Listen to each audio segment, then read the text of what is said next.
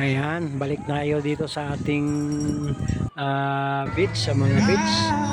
Dito naman tayo maglalakad-lakad. Ngayon ay April 9. Tayo din. Ngayon po ay holiday. Po, ngayon at bukas. Kita natin sa baybay dagat sa ating po mga beach ay punong-puno po ng mga guests. Talagang sa sobrang init, ang mga tao talaga ay gustong-gusto na magbabad sa dagat. Kaya ngayon pong araw ay makikita natin kung gaano karaming mga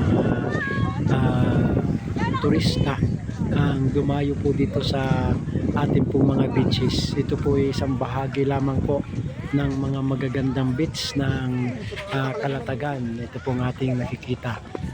Ito pong mga beach ng Calatagan, ito po ay white sand na po, mga puting buhangin, masarap maglupagi, masarap maglagay ng tent, tapos ay masarap magsama-sama na kumain, mag-ihaw ng mga pagkain kasama ang ating pamilya. Ay talagang kahit magkamay lang tayo sa pagkain ay tadyang masarap at mabubusog ka. Magbabangka. Ayan po yung ating mga activities na ginagawa kapag pumupunta po tayo sa beach.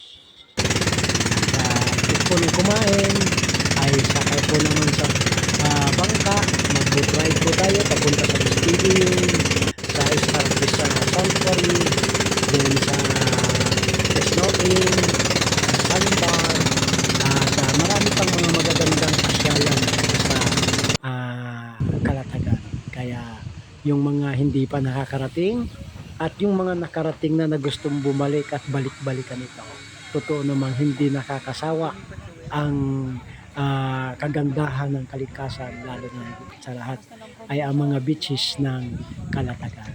Ayan po ang ating mga bangka nakaantabay at handang maglingkod sa gustong sumakay. Ito pang dalhin namin dito sa isang napakaganda, napakalinaw, napakaputi ng buhangin, napakalinis at napakalawak na sandbar. Yan po pagka high tide ang ating pong Calatagan Sandbar. Napakaganda. At ito po ang siyang tunay na binabalik-balikan ng ating pong mga guests na pumupunta sa Calatagan.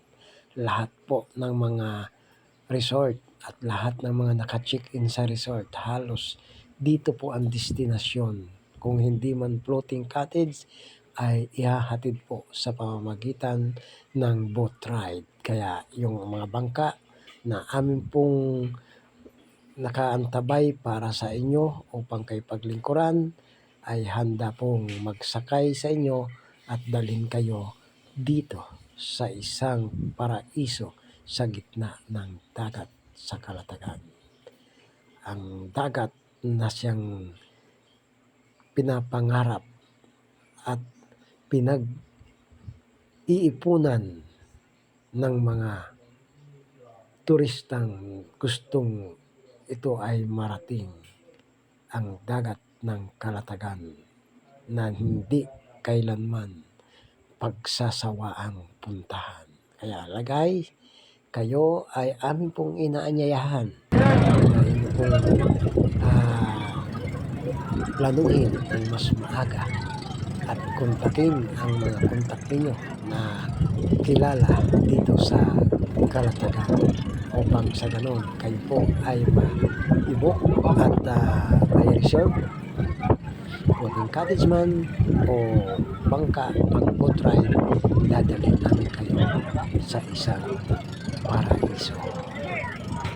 Okay, maraming salamat po sa inyong panonood at nawa ay inyong ibahagi ito sa inyong mga kaibigan, mag-like at mag-subscribe sa ating pong YouTube channel, Kao Amboy.